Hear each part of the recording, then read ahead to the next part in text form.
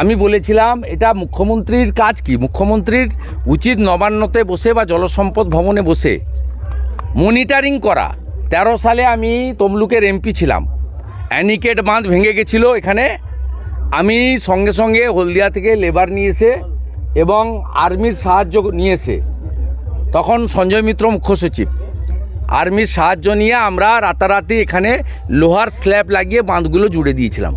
এ সরকার তো এখন আজকে 72 ঘন্টা হয়ে গেছে, কোনো কাজই করেনি। ভাঙা আমুয়া ইটাগুলো নিয়ে এসছে, তাতে কে আটকাবে? এখানে তো অন্য জিনিস লাগতো, বোল্ডার ক্লে দিতে হতো, আপনার নেটের ভিতরে বোল্ডার ঢুকিয়ে ফেলতে হতো। ঘোগ হয়ে গেছে অসংখ্য।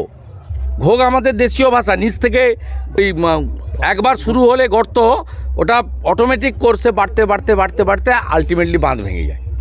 এই কাজগুলো মনিটরিং করতে হয়। এই কাজগুলো এসে কোনো যারা ভিভিআইপি যারা